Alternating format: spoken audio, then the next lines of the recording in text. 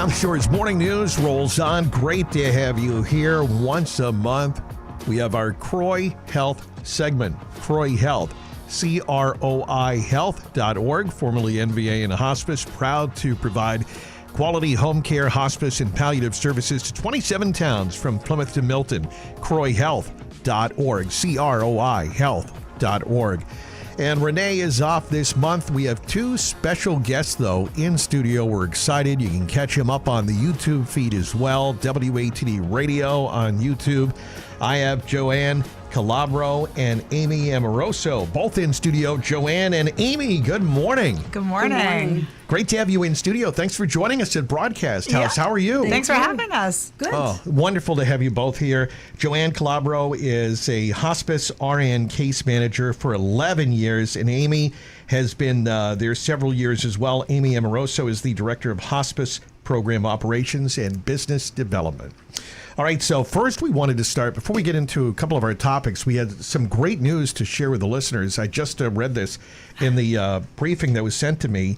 Tell me about the 12 Gala. Who wants to start with that? Because I understand some records were broken. Is that correct? Correct. We had an unbelievable night last Wednesday night, at the Pat Roach Hospice Home. We raised a lot of money. I think it was the most we've ever raised, $700,000 for our nonprofit. Congratulations. Which was amazing. It was a beautiful night. We honored some great nurses and had some great stories, and it's always a very special evening to celebrate CROI Health. Amazing. Yeah. So, and it's called the 12 Gala? The 12s, yep. The 12s. Okay, and it was the largest amount, over $700,000 for patient care access. Wow. That's amazing. Well, congratulations to everybody that came out to support that. And it's great to know that that's the largest amount ever raised in times we know where people are all needing resources. It's great to know that so many people came out to support the cause. And that's amazing. That says good things about our area. That's for sure. Absolutely. Yeah. All right, so we're going to talk to Jo-Anne here for a bit about what her typical day looks like as a hospice case manager, an RN case manager. You've been doing this for 11 years here, but you've been doing it many, many, many more years. So tell us a bit and take us into your world, Jo-Anne. Tell us about what you do.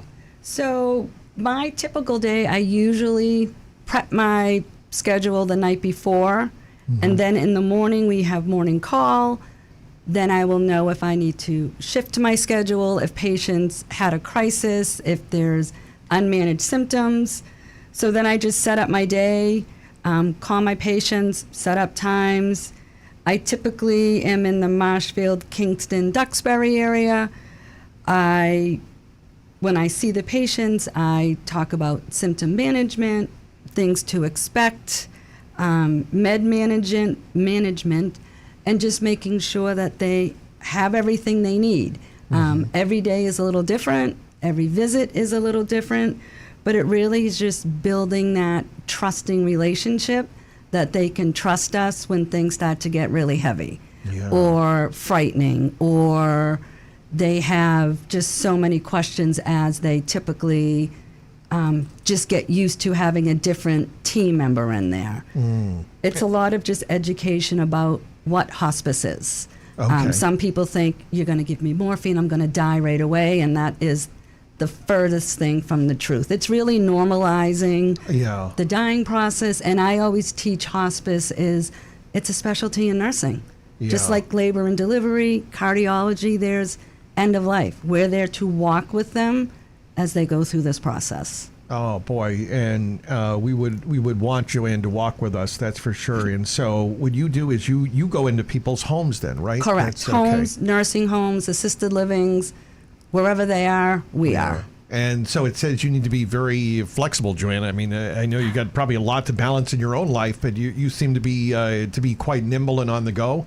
Yes. Well, everything changes. I could be driving to one patient, get a call, and I will say patients are very understanding. If I have to call them to say, I've had an emergency, they're always, no problem. We'll see you when we see you. Come a different day. I have plenty of support behind me that somebody else can go see one of the patients. So it really is a very fluid circle. You're not out there on your own. It's literally one phone call away. Yeah. And then somebody will just be right there to back you up. Because the plan can change. Absolutely. And that's what you're saying. And not only for your schedule, but obviously what the patient is Yes. going through, or Yep. medication may change, right? Or the treatment. Yeah. Okay. Yep. Wow. All right. Jo-Anne Calabro is with. What are some of the main questions that people ask you, Jo-Anne? Before we talk to Amy, tell us a little about what do most people ask you? Is there any main... Well, the biggest question I sometimes get is, when is it going to happen? When am I going to die? And it's, I don't, and the answer is, I don't know. Yeah. You know, sometimes we see symptoms. I teach patients, sometimes they'll just feel more tired, not eat as much, all the things that we have to normalize for families that are just a normal part of the process. We also get a lot of, I don't want morphine.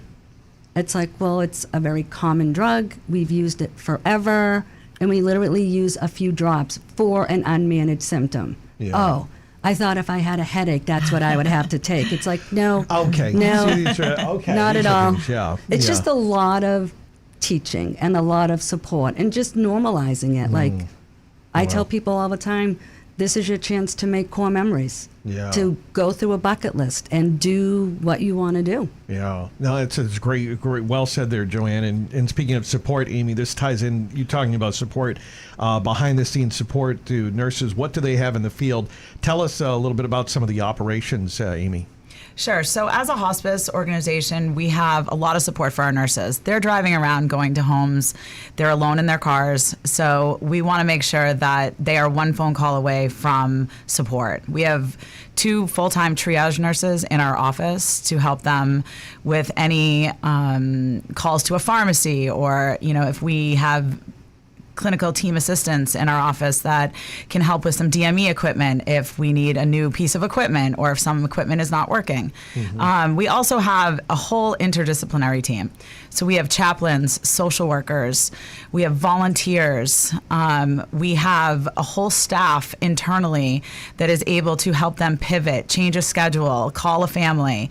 You know, when a family does come in a crisis, we don't want the nurse in the field to feel like obligated to have to sit in her car and call, you know, every other patient she was supposed to see that day, right? Yeah. So we take that off of them.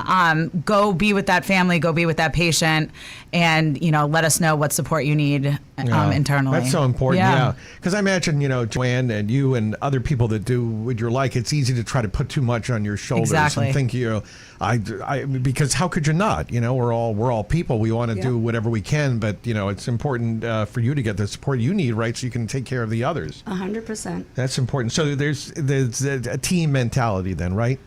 Oh, Right. yes. I mean, hospice is 24/7, 7 days a week. Families are never alone. We're not in your home 24/7, but there is a lifeline to us at all hours of the day. That's great. And hospice care, tell us what makes it different from other forms of health care. End of life is special, right? We're working towards, like Joe just said, the core memories, you know, the bucket lists. The hospice is helping you get to where you need to be in that moment. And we have so many supports through our volunteers or our chaplains that can come out and sit and, you know, help you, guide you through this. There's requests you get. Yeah, we have legacy chats where families can tell their story, so then their grandkids can listen. It's recorded, and we can give them. Wow. Yeah, you know, they can keep that forever. So there's so many things we do on the back end for a family, just not the medical piece. Okay. We've been chatting this morning with Jo-Anne Calabro. She is a Hospice RN Case Manager, and Amy Amoroso is the Director of Hospice Program Operations and Business Development. They both have years of experience, and, you know, they're just part of a greater team at CROI Health, CROIHealth.org, and that's where people can go to find out more if they want to start asking questions or learn more, right? Correct. CROIHealth.org. And Christine James, as well, is recovering, as we know, from her knee surgery, and you're saying CROI Health helped you out? Oh, that's great. All right, Christine is giving us a thumbs up. We don't make her run around right now as she's still recovering from the knee the surgery, but she'll be feeling better. Our bionic broadcaster, Christine James, in the Good to newsroom. So many great stories, and so many people talk about CROI Health. So thank you both for coming in, and Jo-Anne and Amy, it's been great to meet both of you, and thanks for joining us on the CROI Health segment. Thank you. Thank you.